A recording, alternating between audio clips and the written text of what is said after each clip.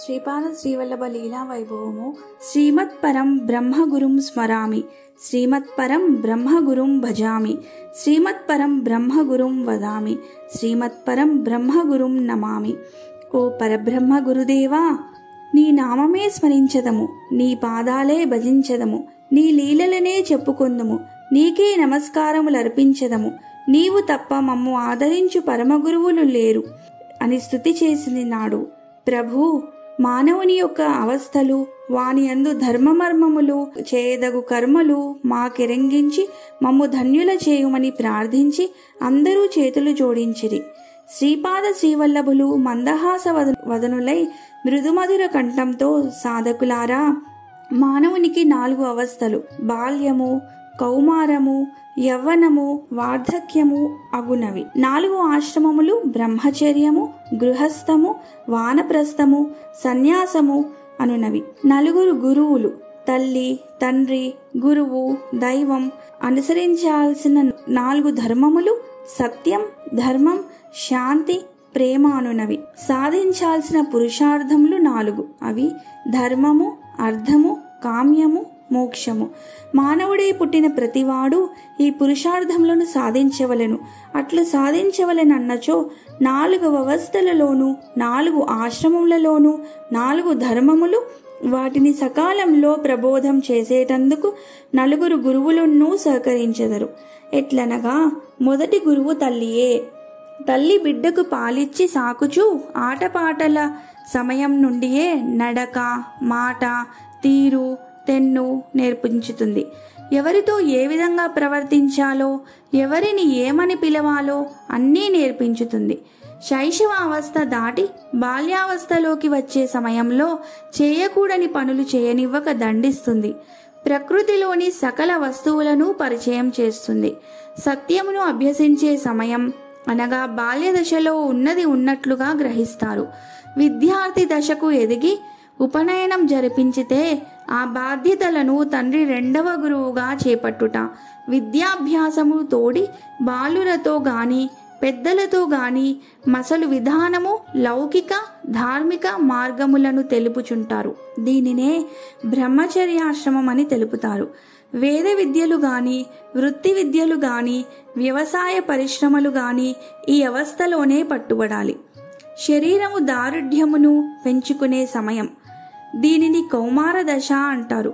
మానవుడు దాదాపుగా జీవితము యొక్క లక్ష్య సాధనకు లౌకికముగా కావలసిన విషయ పరిజ్ఞానాన్ని అధ్యయనం చేయు దశ. ఈ దశలో తండ్రి మరియు గురువులు అనగా పెద్దలు, తాతలు తమ వంతు సహకారాన్ని అందిస్తారు. ఈ దశలో సాధించబడేది ధర్మ మార్గంలో జీవితాన్ని నడుపుకోవాలనే సంకల్పం. అది బలంగా ఉంటే వాడు సన్మార్గం వైపునే పయనిస్తాడు. యవన దశలో అడుగు పెడతాడు. అలా ధర్మాన్ని ఆధారం చేసుకుని అర్ధ సంపదను పొంది 3వ పురుషార్థ సాధనకై గృహస్థాశ్రమమును నిర్వహించవలసి వస్తుంది.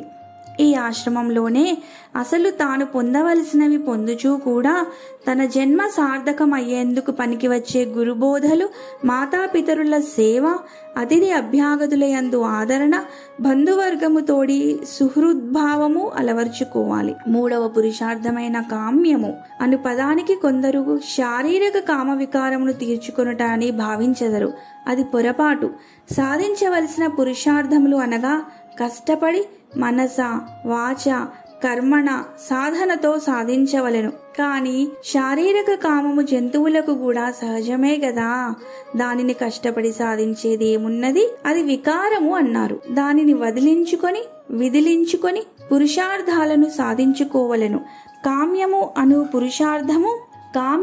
పురుషార్థము ద్వారా శరీర దారుఢ్యము తగ్గకముందే జీవుడు చివరి పురుషార్థమైన మోక్షమును అనగా ఆత్మజ్ఞానమును దానిని కోరి తెలుసుకొనుట, ఆ మార్గమును పెద్దలు, గురువుల వద్ద చేరి శ్రవణం చేసి సంసారం నందుండియే నిరంతరం దానికి అంటుకొనకుండా ప్రవర్తించగలుగుటయే కామ్య విద్య.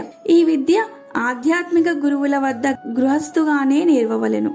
నదులన్నీ ప్రవహించుచు ప్రకృతికి సహకరించుచు చివరికి సాగరమందు కలిసి శాంతి నొందినట్లు మానవుడు దైవమును గుర్తించుటకు ప్రయత్నించవలెను. సంసార బాధ్యతలను సంపూర్ణంగా నిర్వహించుచునే మనసు ద్వారా వానప్రస్థమును తలంచవలెను.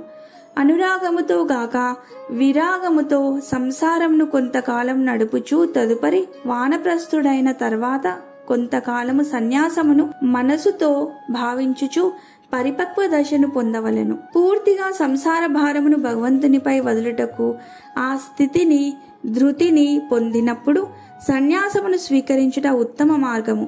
ఇది క్రమ పద్ధతి.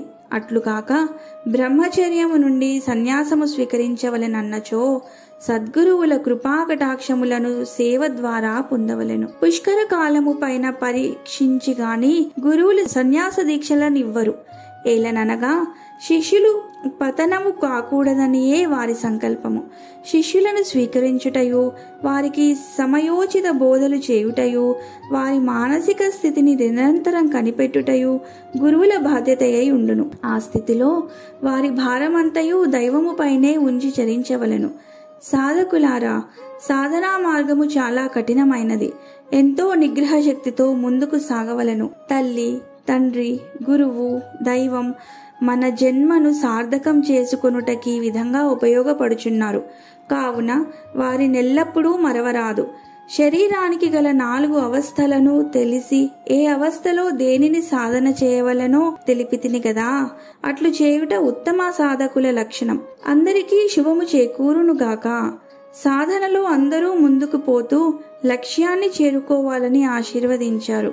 శ్రీవారి ప్రబోధము విని తాము ఎంతో కాలంగా ఈ క్షేత్రంలో నివసించి ఈ క్షేత్ర నాయకుడైన బదరీ నారాయణుని సేవించనందులకు గాను ఈ దివ్య స్వరూపిణి దర్శనము ప్రబోధనము లభించినది అని భావించి చేతులు జోడించి, మహాత్మా, ధన్యులమైనాము. ఎవరి కృప వల్ల యోగము యోగ సామ్రాజ్యము సిద్ధిస్తుందో వారే మాకు ఈ హితములను తెలపడం మహద్భాగ్యము. అనేక స్థాయిలలో ఉన్న సాధకులు అందరూ శ్రీ స్వామి వారికి మ్రొక్కి, స్వామి, తమ ద్వారా విన్న ఈ పరమసత్యాలు మాకు ఎంతో ఉపకరించినవి. రేపు కూడా మా యందు దయతో మరికొన్ని విషయాలు బోధించమని కోరినారు. శ్రీ స్వామి అంగీకరించారు. ఆ సాధకులందరూ శ్రీ స్వామి వారికి భిక్ష సమర్పించి ధన్యులైనారు.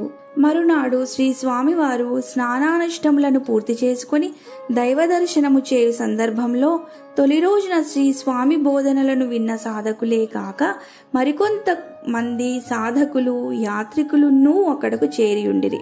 శ్రీపాదస్వామి వారి రాకకే వేచి ఉన్న సదానంద బ్రహ్మచారి శ్రీ స్వామి వారిని సద్గురువుగా మానసికంగా వరించుకున్నారు. అందుచేత శ్రీ స్వామి వారికి పాదపూజ చేయవలెనని తగు సామాగ్రినంతయు అమర్చుకొని నిరీక్షిస్తూ ఉన్నారు. శ్రీపాదస్వామి వారి వద్దకు చేరి చేతులు జోడించి ప్రార్థనాపూర్వకంగా సత్సంగ సమావేశం వద్దకు స్వాగతించి తోడుకొని వచ్చి ఉచితాసనమున కూర్చుండ చేసెను. అందరూ సాష్టాంగ వందనములాచరించిరి. తదుపరి శ్రీ స్వామివారి అనుమతితో సదానందుడు శ్రీపాదుల వారికి యథావిధిని పాదపూజను నిర్వహించి ప్రార్థించెను. గురువరేణ్య, చిరుప్రాయమందే తమరు మాకు మార్గదర్శనం చేసి అనేక విషయాలను బోధించారు. మా ధ్యేయమూర్తి తమరే. సాధనలోని మర్మాలు మరికొన్నింటిని మాకు తెలిపి మమ్ము ఉద్ధరించుటకు తమరే సమర్థులు అని కొనియాడి తన వేడికోలును విన్నవించెను. సాధకులందరూ శ్రీ స్వామి వారి వాగామృతమును గ్రోలుటకు ఎంతో కుతూహలంతో వేచియుండుటను గమనించినారు. వారినుద్దేశించి శ్రీ స్వామి ఇట్లు బోధించిరి. సాధకులారా, నిన్నటి రోజున మానవుడు వివిధ దశలలో సాధించవలసిన 4 పురుషార్థములను వివరంగా తెలుసుకున్నారు. ఆ 4 ధర్మ, అర్థ, కామ్యములను, ప్రేయసులన్నీ చివరిదైన మోక్షమును శ్రేయస్సు అని వ్యాఖ్యానకర్తలు చెప్పెదరు. ప్రేయస్సులనగా ప్రకృతి ప్రేరణల చేత వాని యందు ప్రీతి కలిగి ఆచరించుట. శ్రేయస్సు అనగా పూర్వ పుణ్య విశేషము చేత జీవునికి శ్రేయో మార్గమునందు అభిలాష కలుగుట. మానవ జన్మమును పొందిన ప్రతి జీవుడు తాను అనేకమైన జీవజంతువు రూపములు ధరించి చివరికి పుణ్య విశేషము చేతనే ఉత్తమమైన మానవ జన్మను పొందినానని తెలుసుకునవలెను. అట్లు తెలుసుకున్న తదుపరి ఈ జన్మ ముగియు లోపున మోక్షమును సాధించవలెనని శాస్త్ర ప్రబోధము.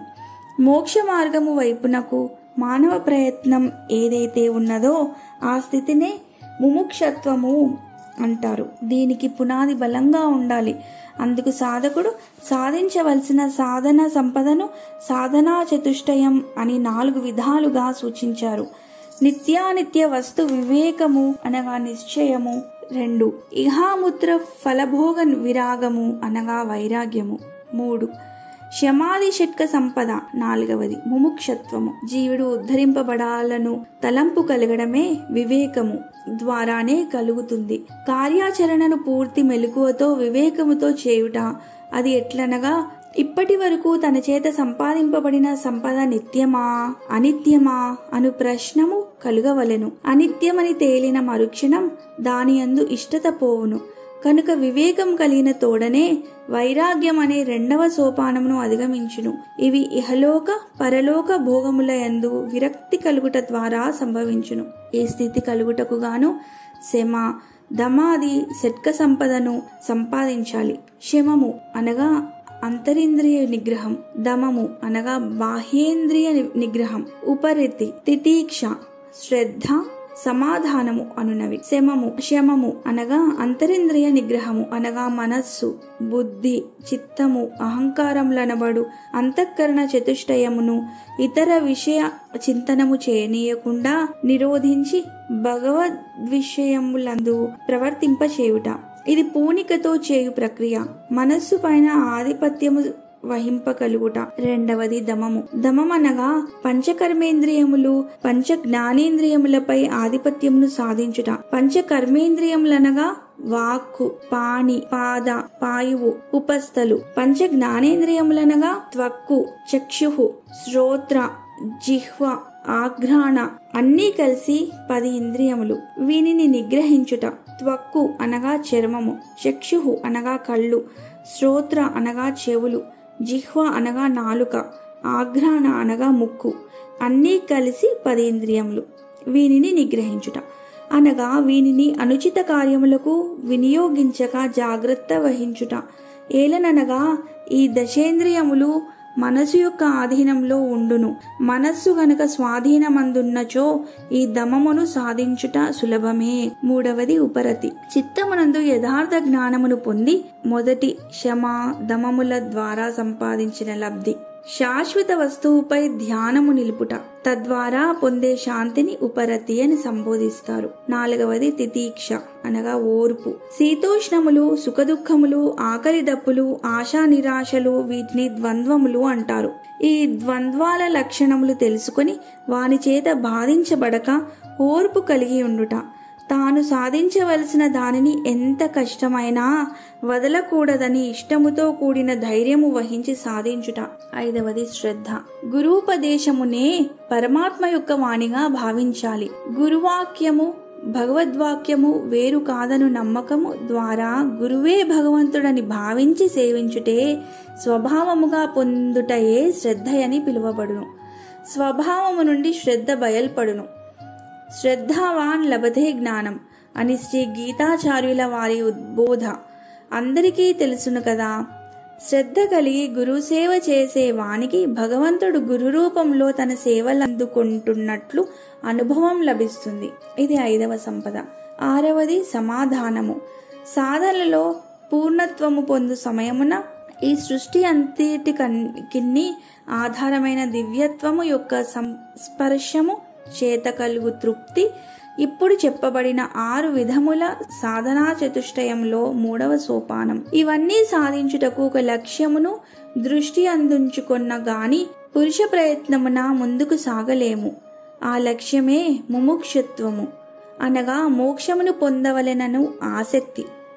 మోక్షమనగా జన్మరాహిత్యం, చ్యుతి లేనిది మానవ జన్మ లక్ష్యము ఇదియే. దీనిని సాధన ద్వారానే సాధించవలెను. మానవ జన్మను పొందిన జీవునకు ఒకటే కర్తవ్యం, అది ఏ మోక్షమును పొందుట. ఆ లక్ష్య సాధనకు మాత్రమే మానవ జన్మ లభించినది. అందుచేత ప్రతి మానవుడు వివేక వైరాగ్యముల ద్వారా దేహముండగానే సాధన చేసి తరించవలెను అని వారందరికీ ప్రబోధించిరి. వారిలో నిజమైన సాధకులకు తమ స్మరణతో ఆటంకములు తొలగిపోవునని వాగ్దానం చేసిరి. అందరూ సద్గురు మహారాజ్ కీ జై అని జయ జయ నాదములు చేసిరి. శ్రీపాద స్వామి ఆ భక్తులు సమర్పించిన ఫలహారంను స్వీకరించి అచటి నుండి కేదారినాథ్ చేరిరి. కేదార క్షేత్రంలో శ్రీపాద వల్లభులు కేదారేశ్వరుని దర్శించిరి. ఒక సామాన్య సాధకుని వలె నమస్కరించిరి.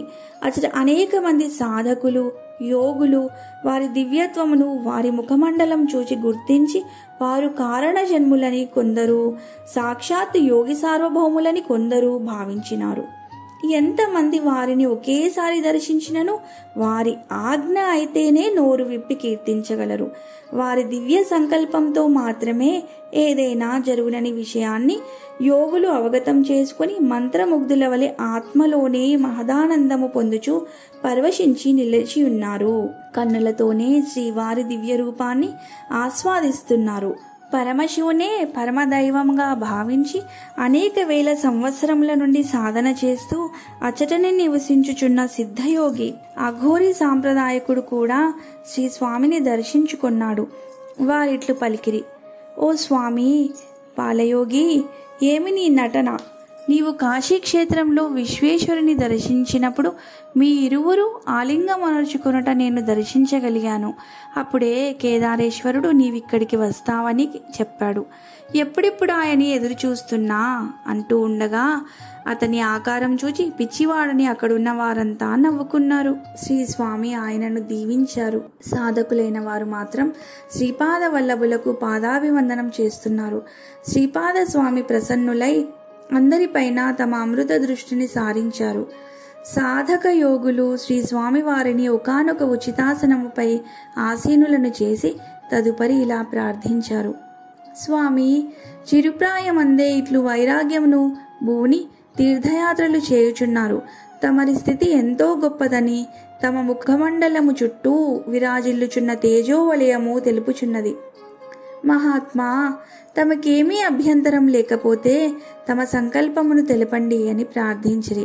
శ్రీ స్వామివారు మా గురువుల ఆదేశంతో తీర్థాటనము చేయు సంకల్పంతో వచ్చి ఉన్నామని ఆర్ధోక్తిగా పలికిరి. అప్పుడు వారందరూ: స్వామి, మా సాధనలోని లోపాలను సరిచేసి మార్గదర్శనము చేయగలందులకై యోగిరాజైన మిమ్ము శరణు వేడుచున్నాము. ఓ పరబ్రహ్మ స్వరూప, జ్ఞానసాగర, కృపానిధి, మాకవసరమగు జ్ఞానమును బోధించి శాంతిని ప్రసాదించి పరమలక్ష్యమును తెలిపి గమ్యమును చేర్చు భారము మీదే అని ప్రార్థించిరి. అంతలో అఘోరి సాంప్రదాయ యోగి గారు పరుగు పరుగున వచ్చి: సాధువులారా, గట్టిగా పట్టుకోండి, లేకుంటే ఈ మహత్తరమైన ఉపాధి దొరికేదే కాదు అంటూనే నిమిషంలో పరిగెత్తిపోయినాడు. అందరూ కొంత అర్థమైనట్లు, కొంత అర్థం కానట్లు భావిస్తున్నారు. శ్రీ స్వామి మాత్రం ఏమీ మాట్లాడకుండా ఉన్నారు. సంకల్ప సిద్ధులు, కార్యకారణ స్వరూపులైన స్వామివారు వారందరినీ దయాదృష్టితో వీక్షిస్తూ: సాధకులారా, పరబ్రహ్మ నిత్యమై, నాశరహితమై, సర్వశక్తిమంతమై ఉండి చైతన్య ఆనందముల సంఘటితమైనదిగా నున్నది. దాని స్వభావము మొదట పృథ్వీ, నీరు, అగ్ని, వాయువు, ఆకాశము, మనస్సు, బుద్ధి, అహంకారములను అష్టవిధ ప్రకృతులుగా ఏర్పడినవి. ఈ భౌతిక స్వభావము నుండి 24 తత్వములు ఏర్పడి జగత్తుగా పరిణామం పొందినవి. సృష్టికంతకు గర్భమైన ప్రకృతి యందు చైతన్యమను పరమాత్మ బీజముంచబడినది. జీవరాశుల సృష్టి అంతయును జీవుల యొక్క కర్మలను అనుసరించి ఉద్భవించి అంతమున ప్రకృతి అందే లయమగును. ఈ సృష్టి అంతయు త్రిగుణాత్మకమైనదే. అందరి వ్యక్తిగత ఆత్మలను అనగా జీవులు పరమాత్మ యొక్క అభిన్న భాగములే. అగ్ని నుండి విడివడిన అగ్ని కణము కూడా అగ్నియే అయినట్లు జీవాత్మ పరమాత్మ ఒక్కటే. దీనిని సమిష్టి విజ్ఞాన దృష్టితో తెలియవలెను. సమిష్టి విజ్ఞానము, సమిష్టి అహంకారము, సమిష్టి మనసు, ఈ మూడు ఒకే అంతఃకరణ యొక్క 3 రూపాలు. మనసు, బుద్ధి, వాక్కులకు అందనిది పరమాత్మ అయినను ప్రకృతి యొక్క ఉనికి వల్లనే పరమాత్మను రుజువు పరుచుకోవలెను. దృశ్యము వేరు, ద్రష్ట వేరు అను భావనను దూరం చేసుకోవలెను. అప్పుడు జ్ఞాత, జ్ఞేయము, చైతన్యము, పదార్థము అను ద్వంద్వ భావము పోవును. బుద్ధితో విషయంను గ్రహించుట, గ్రహించిన దానిని అనుభవపూర్వకంగా తెలుసుకొనుటకు ఆచరణలో పెట్టుట ముఖ్యము. అట్లు ఆచరణలో పెట్టగానే జీవితము పూర్తిగా మారిపోవును. ఇది అనుభవైక్య వేద్యము. ఇది యోగ శరీరము ద్వారా మనసునకిచ్చు శిక్షణ. యోగము భౌతిక శరీరమును బలిష్టముగా పటిష్టముగా చేయును, మనసును ఏకాగ్రం చేయును. ఆ స్థితిలో యోగము యొక్క పరమావధి అయిన సమాధిని పొందుటకు మనసు ఆటంకము కాకుండును. భ్రమలన్నీయు వృత్తులన్నీయు శమించును. ఈ స్థితిని పొందినవాడు జీవిత లక్ష్యమును పొందినట్లే ఆ స్థితి అందు దివ్య చక్షువులతో ఈశ్వరుడే క్రియాశక్తిగాను చైతన్యముగాను గుర్తించగలుగుచు అంతయు పరమాత్మ స్వరూపంగా దర్శనం లభించి నిజానందం, బ్రహ్మానందం, పరమానందం పొందగలరు. ఇట్లు వచించుచుండగా విని వారంతా నిజానంద స్థితిని పొంది ఉండగా శ్రీపాద స్వామి వారు అచ్చటి నుండి అదృశ్యులైరి అని శ్రీ బాబా గారు చెప్పగా అందరూ శ్రీపాద శ్రీవల్లభ స్వామి వారికి జయము జయమని పలికినాము. జగద్గురువైన శ్రీపాద శ్రీ స్వామి వారి తీర్థాటనమును మనోనేత్రంతో తిలకించే శ్రీ విఠల్ బాబా వారు ప్రవచనం చేస్తున్నంతసేపును ఆయా క్షేత్రములు వారు దర్శించుకుని వచ్చినవే కావున పరవశంతో తిరిగి వాటిని దర్శించగలిగినందుకు సంతోషంతో విషయాలను వివరించినారు. ఒకసారి శ్రీ బాబాజీ గారితో పాటుగా భక్త బృందం 55 మందిని 1998 ఏప్రిల్ నెలలో ఉత్తర హిందూ దేశ క్షేత్రయాత్రకు మమ్మల్ని కూడా తీసుకెళ్లినారు. కావున ఆ యాత్రల గురించి వింటూ ఉంటే నేను మానసికంగా ఆ క్షేత్రాలను దర్శించుకున్నాను. ఆ మహాపుణ్యక్షేత్రాలు దర్శించడమే గాక వాటి పేరు ఉచ్చరించిన ఆ పుణ్యమే. కానీ దర్శనం కన్నా భక్తి ముఖ్యమంటారు శ్రీ బాబా గారు. జై గురుదత్త. ఇది శ్రీపాద శ్రీవల్లభ లీలా వైభవము 6వ అధ్యాయం సమాప్తం.